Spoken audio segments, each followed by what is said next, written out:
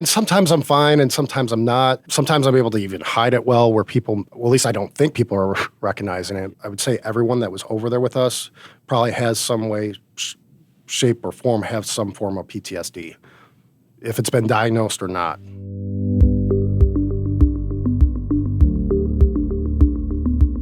I'm Jim Hessler, and this is Path Forward, Real Conversations about Leadership. In every episode, we're having real conversations with real people about real issues, about the journey, about the challenges, about the joys. One thing leaders believe is that no matter what the circumstances, no matter what the challenges, no matter how confusing or difficult things are, there's always a path forward. Leadership is a very creative process if you're doing it well. For the past 21 years, we've been teaching leadership primarily through the process of great conversations. Andrew is the Chief Technology Officer at VCTO Secure. He's got a big job, and he's also got a big full life. He's happily married, he has 2 young kids. But before starting his IT career, he was in the military, and he served in Iraq, and now he has PTSD. And it's something he's been navigating. He's been managing it for a lot of years. He's been doing a lot of work to learn how his PTSD shows up and how he can best manage it. Andrew went from not wanting to talk about his PTSD at all with anyone, but now he's sharing it openly with his family and his coworkers, and now he's coming on my show to talk about it publicly, and we really appreciate that. The truth is, even if you're not experiencing PTSD, we're all struggling with something or will at some point in our lives. And whether that's a mental or a physical health issue, welcoming a new baby into your family, maybe caring for kids, or aging parents, divorce, a death in the family, any other big changes at home. Now, all of those things impact how you show up at work every day, and your coworkers can often sense that there's something going on, and that can create a real tension. Now, in my conversation with Andrew, he models how to be a whole vulnerable person at work and to extend grace to himself and to others. Andrew, welcome to Path Forward, Real Conversations about Leadership. Thank you for having me. Andrew, can you start by filling us in on your background in the military and how it led you to IT? I went in the military around February 2003. I had a lot of family in the military, and I went in and was a military police officer for a few years and was medically retired from the military in 2006. I got out, went to school, completed my bachelor's, and I got my first job in IT, and I worked in healthcare IT for close to 10 years. Mm-hmm. And then this past year, I started working for VCTO Secure, took over as the Chief Technology Officer, and been really focused on the security and driving improvements and automation within the company. You like your work? Oh, I love it. What do you like about it? I love being able just to fix things, finding problems and fixing, and just if there's something that could be automated, I want to automate it. You like to fix things. I need more friends like you. Can we dig into your military background a little bit more? Why did you get a medical retirement? So I went over to Iraq in November of 2003, went over as what was called as a casualty replacement. So went to Kuwait. We were in holding for maybe a couple weeks, and then I worked in a jail. We had a lot of high-up generals that worked for Saddam. So we worked in the jail for a little bit, and then You're guarding some very important people. Yeah. Then I did QRF, which was a quick response force. So we would rotate. We'd be in jail some days, and we'd work like 12-hour shifts, and then we might be on QRF where we're just in a ready state. So if anything happens, we got to travel to an area. And then from there, I actually volunteered to stay in Iraq, and I went down to Baghdad, and I was put on a security team and also a marksman observer team. Layman's terms, what a lot of people would think is the movies like a sniper team. So okay. I was considered the spotter. So I did security for a full bird colonel. He was in charge of all the military police operations. He was an excellent leader to learn from and excellent just teacher just to learn from him through his actions. Yeah, interesting. So what happened then? We did a lot of would say, Is this difficult for you to talk about? can be sometimes. Well, part of it is I think with the PTSD, sometimes it's easy to get I lose my train of thought, and sometimes stressful situations can bring it out. And it varies on how it's going to impact me. Yeah, thanks for sharing that. You're welcome. So that it affects you even just in your cognitive capacity from time to time, especially when somebody sticks a microphone in your face or something. Right, exactly. And sometimes I'm fine, and sometimes I'm not. Sometimes I'm able to even hide it well, where people, well, at least I don't think people are recognizing it. Yeah. So you come back from the military. You don't need to tell us what you saw there and what you experienced, unless it's important to do so. But granted, you had some very, very difficult experiences. When I got back, I was very defensive, and part of that's the PTSD, and where I would have, and I still get angry outbursts, and occasionally I didn't want people to know I was in the military. It was kind of ashamed when I first got back because of what I had to go through, what I dealt with. But we got attacked every day, 2 weeks straight before we left. Got it. From IEDs to mortar rounds, small arms fire. I think I had a burn hole from a bullet in my uniform from when we were out one day. So there was a lot that we went through together as a group, which, that held a lot of us together to help cope and deal with it, right? Especially when we got back.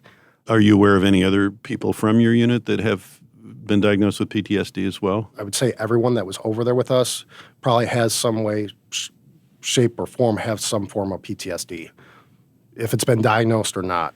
When were you officially diagnosed with PTSD, and how did that impact you? Yeah, so it was rough first finding out I had it because I was having a lot of nightmares. So you didn't diagnose yourself? So I didn't diagnose myself, and it's just we had a debriefing when we got back from Iraq, and they said if you start seeing symptoms after a month, come back and start getting help. So I started seeing someone, and then so it was a psychiatrist and then a psychologist. I've learned a lot over the last 15 years about myself, and I've learned I got to keep learning. I've constantly seeking different ways of doing things, learning new ways to help kind of alleviate the symptoms. You've made a success out of yourself. Congratulations for that. Thank you. You're holding down a good job. Yeah. You're successfully married. Your father. I know you went back to complete your BA when you returned from Iraq. How was going back to school helpful to you? I know a lot of other veterans like myself, we felt a lot like we missed a lot when we were gone. And so it was a constant catch-up for me where I felt like I was behind in life where I was at, whereas here I am out of the service with PTSD, along with other medical issues, and it was just things kept piling up on me, and it was just beating me down, and I'm like, I got to get out of this. I can't live my life around these things holding me back. I'm going to charge ahead, and then with the VFW, it was pushing me, and everyone always behind me had my back, going to school, getting my bachelor's degree, and then I finally got my first IT job. And I got into healthcare, and then COVID happened, and I got into graduate school. I started my master's degree, where I focused on information technology leadership. It worked out well because I was able to do everything remotely. And I got to say one thing is, it would not have been impossible without my wife. Watching the kids, she took the brunt of everything, so she sacrificed a lot for me to go to school to be able to even get to that point to complete my degree. And then I completed my degree, and then 5 months on, I was coming on to VCTO Secure as their chief technology officer, where I've just hit the ground running and just learning as much as I can and just completely changing our structure and the way things are done with systems and just improving on a lot of processes.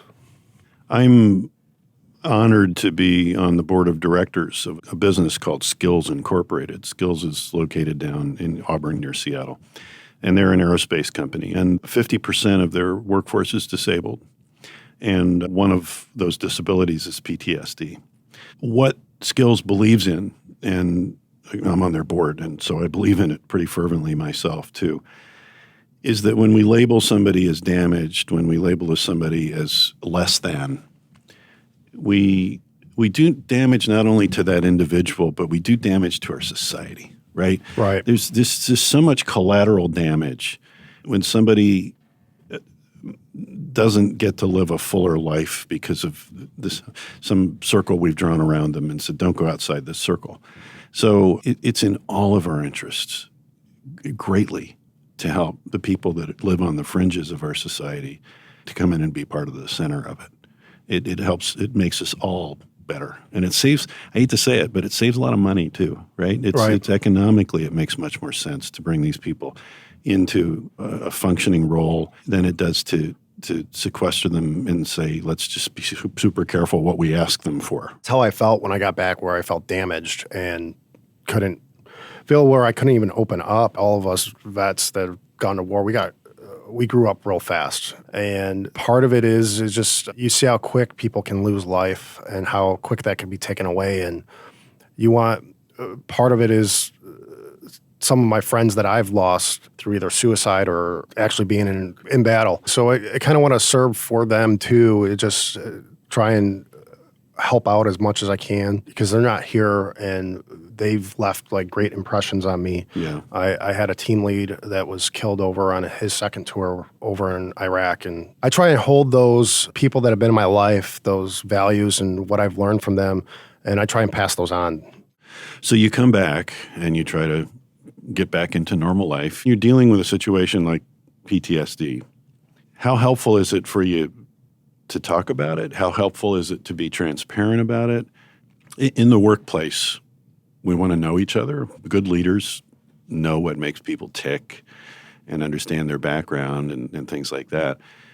But how do you talk about PTSD with the people that you work with? See, that's a tough one.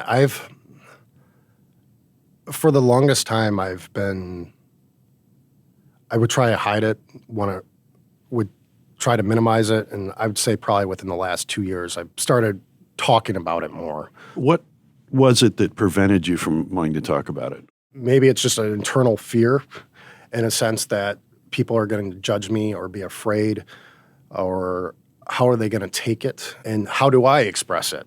Because I know with me and my wife and the kids, we've come up with like a key word where we'll call it chocolate chip cookie time, just phrase it out when I may be experiencing some symptoms or I need to be kind of left alone, which just, that for us made it easy for us, for our family dynamic.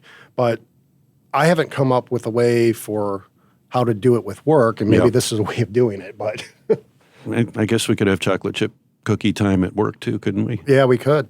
It sounds like part of your maybe fear or hesitance in talking about it is it's not so much that it brings the memories back for you, but you're just concerned about how the other person's going to react to what you're saying. Right. They're going to treat you differently, or they're going to get weird and clumsy and uncomfortable in your presence. I've watched as that happens, people just all of a sudden get all kind of like weird because they want to be sympathetic.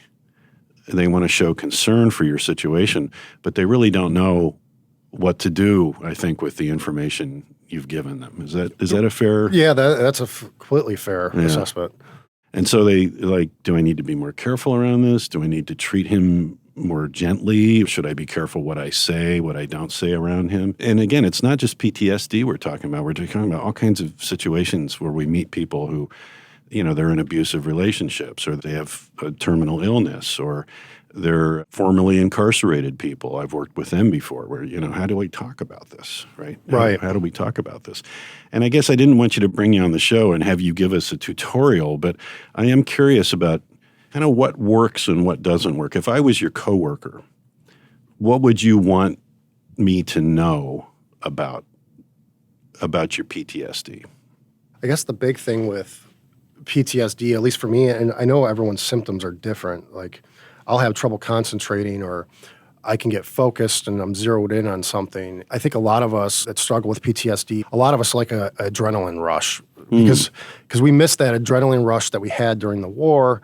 And part of that is we act out in ways to get that adrenaline rush. Even if it's generated through anger or acting out in some way. And I think that's why the anger comes out, and it's not intentional, but I think a lot of us will do racing or do some extreme sports of some sort. Yeah. I think that's the one thing a lot of us have struggled with as we've come back is integrating, because we don't learn how to shut that adrenaline off. So I try and channel it with my IT and go to the IT and try and channel it to focus my energy, because that gives me a rush working on things. Yeah, that's a really, I mean, it's just what you've just told me in the last couple minutes would be enormously helpful for me to know about.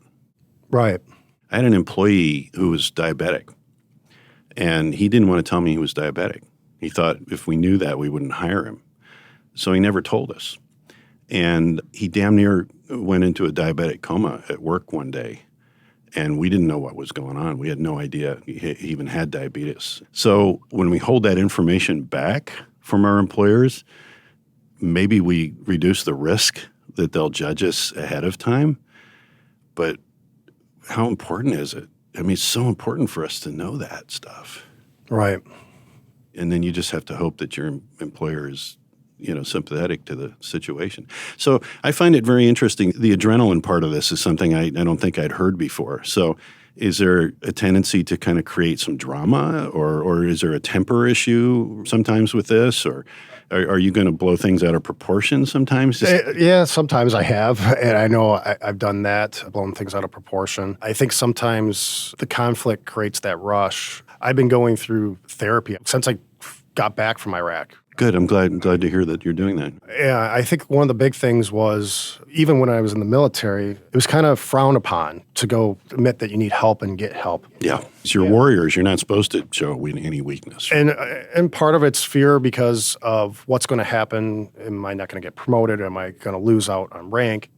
Because that was all possibilities depending on what type of unit you were in. I had excellent leadership that I worked with, and they worked with me and helped with me until I was medically retired. But I know others probably weren't that fortunate. So it's always been hard because you got that pressure from society in general where it's kind of been frowned upon, and mental illness isn't really it's starting, I think, recent times to become more of a focal point and more people talking about it, which I think helps me even just coming on the show today, which, as I've seen more people come out and talk about it more, and I think it's better for awareness.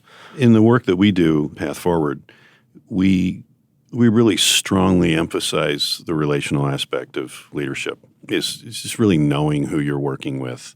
I think our leadership is much stronger when we really know the people who work with us on a very personal level. And some people are uncomfortable.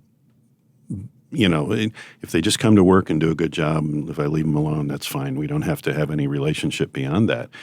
But this is such a central part of who you are now, that for me to work with you and not know that, but then you're a partner in that, right? Because you're going to have to share it with me. Right. And then I'm going to have to be a partner and say, okay, you just shared something really important about yourself, but you've also given me an opportunity to help you. Right? Because if I recognize these patterns and I know what your triggers are, and we have safe words or whatever we have, and I can say, okay, here we go. Do we need to end this meeting, or could you go code for a while or something, right, to calm you down?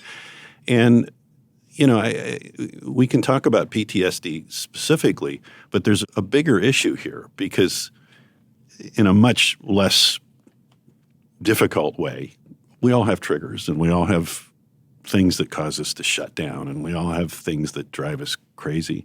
And the more we can recognize that in each other, the more we can help. It raises for me a really interesting question, which is, as awful as it's been to have PTSD and as much of a challenge as it's been, are there ways that you've grown as a human being because you have it that you might not have other ways? Yeah, I would say definitely, because I know there were some points where I got into different coping mechanisms to use, where it would go through. I was going stints of alcohol, where I was drinking a lot when I first got back, and then I realized that was a problem, and I stopped. And I drink occasionally, but not to the extent like where I would. You're not numbing yourself. I've learned that I need to do things in moderation, and so I can't go full in, and that's where I kind of channel a lot of my energy towards IT. So I focus a lot of that in the learning aspect, where a lot of my energy goes to help alleviate a lot of the symptoms, and it helps me focus and stay kind of a little bit organized. Is there any type of work that you would be unqualified for because of your PTSD? Would I want to not have you as a policeman in my community or something? I don't know if it would necessarily disqualify me. I guess it would depend how bad my symptoms Yeah. were and how I was reacting. I wanted to be a police officer at one point. I really wanted to get in the FBI. Like, that was my dream at one point. But that evolved and changed because when I got back, I was like, okay, this isn't for me. I can't do this. I don't feel comfortable doing this because I knew myself. And I think that's that I learned is you got to know yourself and what your limits are. Yeah. And if you're not putting limits on what you're doing to really focus, where it's going to put you in a spot where it's going to put you in danger or something like Right. that, where it could really aggravate it worse. And yet, having said that, you probably have some pretty incredible skills that you learned in dealing with Yeah. difficult situations Yeah, too, right? I mean, there was a lot of difficult situations we had to deal with. One of the things that helped me actually when I got out of the service was I got involved with my local VFW. And then Veterans of foreign wars. my first meeting, I was elected commander. Wow. Wow. They could see right away that you had a leadership presence about you. I struggled my first year, but I grew from that. I learned a lot from the post and the people there, and there was a community. And I think that's the big thing is having that community of people to help support you. The people we work with should be part of that community, shouldn't they? Yeah. Those of us that have never had to deal with something like PTSD, I don't know, we might need some coaching, Right. right? You know, what does it mean to be part of your community? Well, how can I be part of your community? Of course, I have to want to, right? I have to care enough about you as a human being to participate. But I also need to know things that I might do that would be unhelpful. Is there behavior that people have had towards you because of your PTSD that you found unhelpful? I guess the hard thing for me is usually confrontation because I don't know which way I'm going to go when dealing with it. So I guess the people skills is where I can struggle with a little bit. I'll either shut down and I just want to avoid it altogether, Yeah. or sometimes I will overreact and have an overreaction where it doesn't work. And I've been constantly trying to grow in that to try and get somewhere in the middle where it's not so one-sided either way. Because if I go back being passive, then I feel like I didn't express my opinion and then I feel unheard. What I'm reacting to as you say that is that, you know, that very well might be part of your PTSD story, but it's also a very common story. Right. It's maybe in a lot of ways the most common story I hear from people is difficulty in having challenging conversations with other human beings. It's hard, right? Right. You're not yet 40, so you've got a good runway ahead of you to do Right. some really cool things. What's your vision for where you go? And again, what limitations might you see because of your PTSD would affect your future plans or your goals or your aspirations? I've kind of learned that I need to kind of force myself into situations because if I avoid it altogether, then I either miss out on something or don't experience something. The big thing is like large crowds, group settings where I can really be a little bit nervous, or sometimes I get so fearful like I'm going to be attacked or something's going to go off. That's where it gets a little bit hard, where I've had to sometimes force myself to go to those events and be like, keep telling myself, okay, it's going to be fine. Nothing's going to happen. Those make you kind of vigilant. I always seem to have a heightened awareness, so I'm kind of usually will scan the room anywhere. So it just, sometimes it's a blessing and a curse because looking for things and I'll catch things if it's something is going to happen. Right. But at the same time, I'm exhausted by the end of the day or at the end of the event. So that's kind of one of the limitations I could see as far as if some events may hold me back from going just because the symptoms that I'm experiencing are so bad at that time. My voice inside is basically saying, don't go. You've gotten a lot of help. You've gotten therapy. You've made a community with the VFW and things like that. Do you know of people who've pretended that there's no issue there and have suffered because of it? There was a couple veterans that I had served with that they came back and they took their own life. And I've thought about that early on with the drinking and stuff. It helped that I had the support that I had. I had my family I could talk to. I had the community at the VFW where I could talk to, and I had friends I could talk to. Some people don't have that, or don't know that they need it so much. Right. Yeah. Wow. I've managed a lot of people. I was a business executive, and I've had hundreds of people reporting to me at various times in my career. One of the challenges I've had in my leadership career is that if I see somebody in the workplace overreacting or having a really difficult moment of acting out or temper or something like that, there's a tendency, because we're business people, we want to dissect the circumstance and we say, well, what was it that upset you so much, right? And kind of try to solve the problem at kind of a tactical level. And there have been times when I have seen people really struggling in one way or another in the workplace. And I've sat down and said, I need you to tell me what's really going on here. And a couple times I've done that and people said, nothing's going on. I'm fine. I'm just pissed off because Bob didn't file his report on time or something like that. But I always feel like when somebody's really struggling that way and they're acting out in that way at the workplace, I don't want to play amateur psychologist with them. I really don't want to do that. But I want to let them know that I noticed that there's something going on here that doesn't seem right or doesn't seem normal. And I think, probably there's HR people out there listening to me right now. They're like, no, you should never do that. That's the purview of the medical professionals, and it's not a boss's role. But I think there is a role to just say, I notice you're struggling with this. I notice that you've kind of broken out and had some difficult conflicts with your coworkers or whatever. And I'm just curious if we can talk about that and explore why that's happening, right? And I don't know very many business managers that will have that conversation with their employees. I used to have that conversation with my employees when I noticed things are up, where they're acting off. I always tried to know my employees. I had a really good manager. He had me go, I want you to go talk to everyone, come back to me in about a month, and tell me one thing about everyone that you learned. Yeah. And I would make a list. I love that. And I went down and I would know my employees and I would try and learn like their likes, their dislikes. Bob's a soccer coach. Yeah. Sally grew up in China or, whatever, just something interesting that makes them a more rounded image for you rather than just a coworker.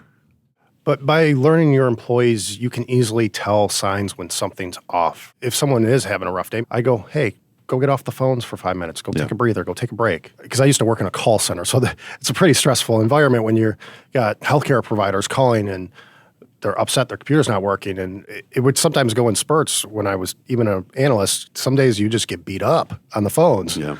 And other days you're not. So just taking a break, a 5-minute break, letting someone go, get away for a little bit can help get the air.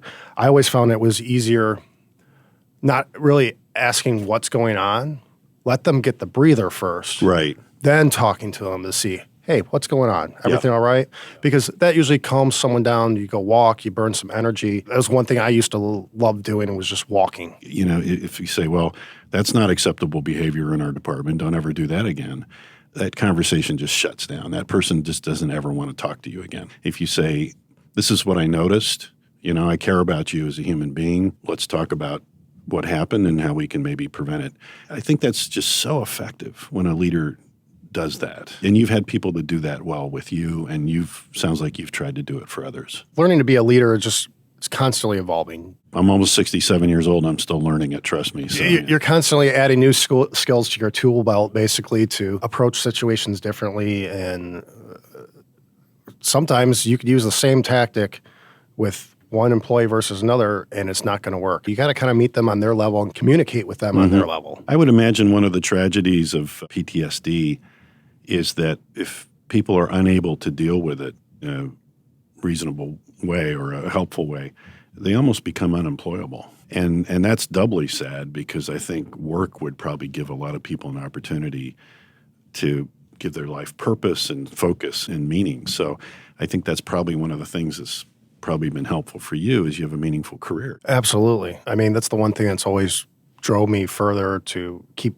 growing and keep learning it. I love helping people with computers. I love fixing them. I like learning everything I do. It's just like my whole purpose in life is I want to change the way we fix computers and just help people in general. So if you left your company that you're working for now and went to apply for another job with another company, what would you feel obligated to reveal?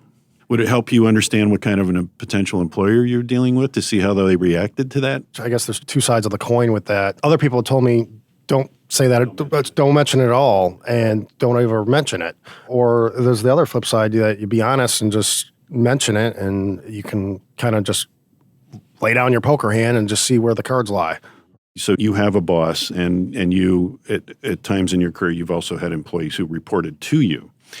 Would you be less likely to reveal it to an employee, for example, than you would be to a peer or a boss? I'd say early on, I would have been more likely to reveal it to a boss.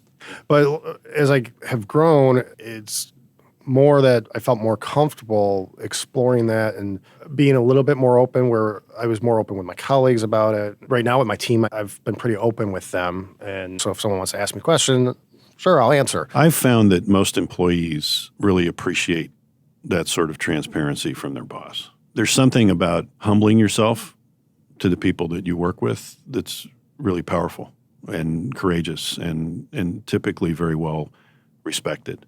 Now, if you're wearing a hair shirt all the time and you're always complaining about it and you're talking about yourself as a victim over and over and over again, people will get tired of that. But if you just say, hey, listen, this working relationship we have is very important. We're going to be spending a lot of time together, and I think you should know this about me. I can't imagine too many employees saying, oh, crap, I wish he hadn't told me that. I think it's pretty much the opposite in my experience.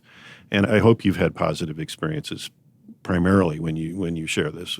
Has anybody just like freaked out and run for the hills? Or No, I can't think of anyone freaking out over it. I think I have some friends that I've seen that are pretty open on it, that they'll share on Facebook, and they're pretty open about their mental struggles and everything they got to do. I think it's sometimes helpful for a lot of us because I think sometimes we get so focused on whatever we're doing in life that we forget other people are struggling. Are there any accommodations that you would suggest employers provide? Do you need a room you can go and scream or throw some pillows around, or do you need a walking path outside the building so you can? What might you suggest would be helpful for somebody to give safe space and room for that?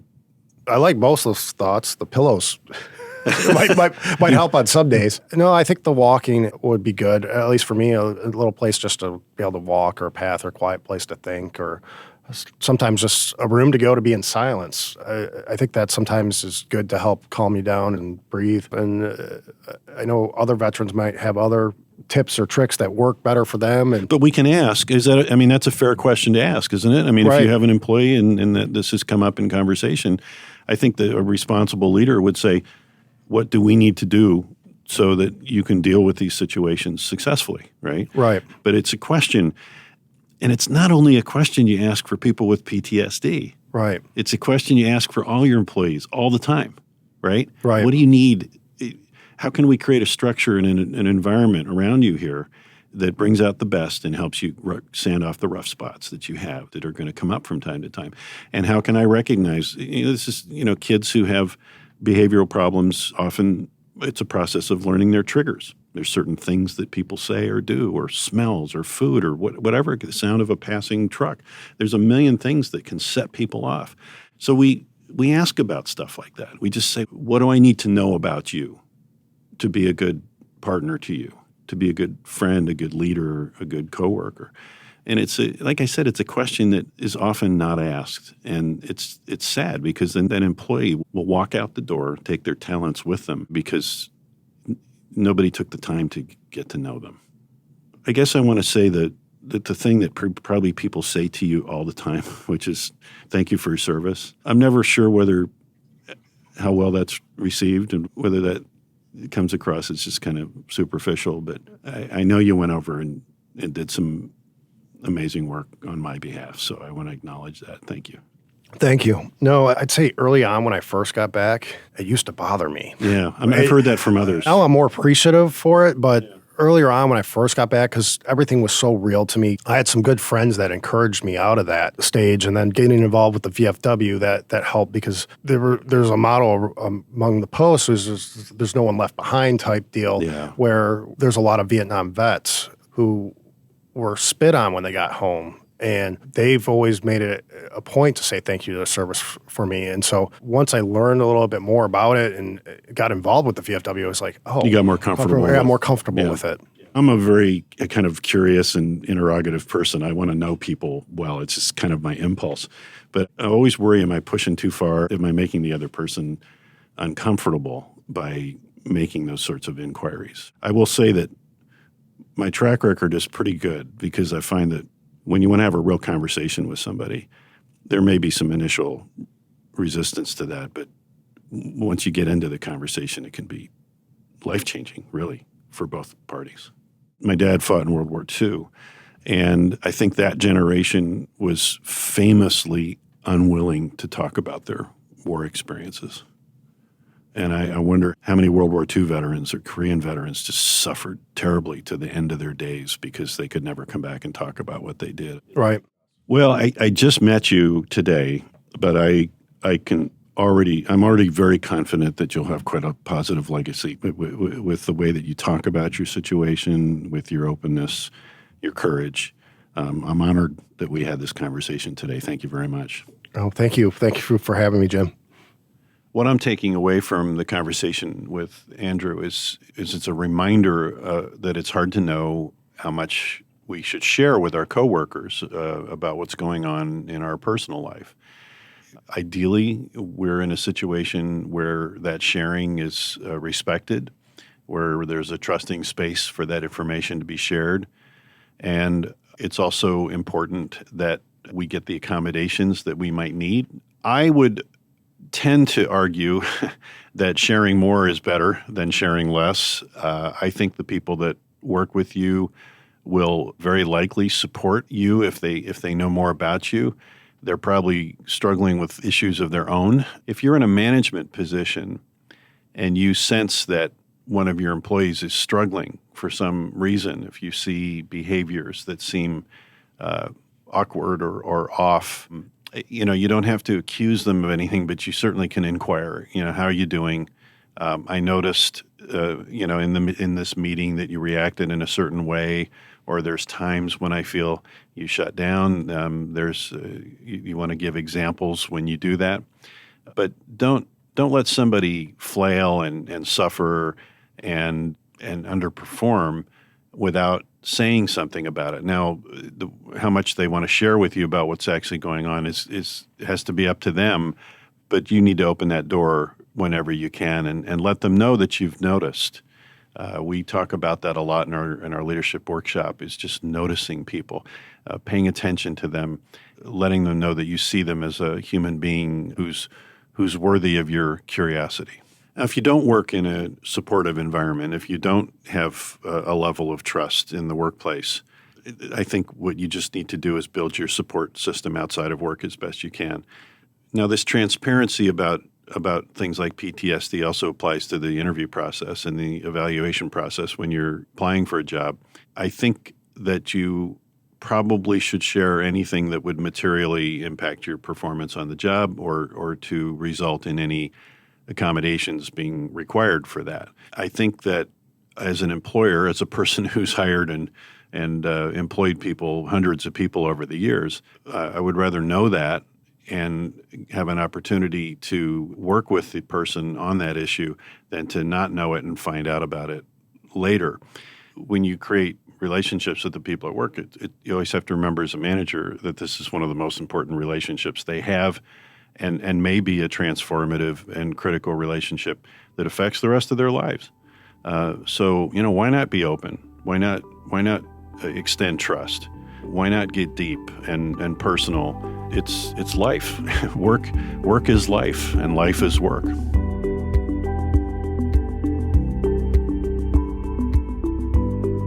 Well, thank you for listening to Path Forward, Real Conversations about Leadership. If you enjoyed this episode, really appreciate it if you let us know. You can rate and review the show on Spotify and on Apple Podcasts. Special thanks to all my guests for the level of vulnerability they took in sharing their stories. If you'd like to be a guest on Path Forward, please reach out via the contact form on my website, pathforwardleadership.com. That's also where you can learn more about our show, my upcoming book, and my leadership services. This episode is produced by Large Media. You can find them at larjmedia.com. As always, thank you for listening. I'm Jim Hessler, and this is Path Forward.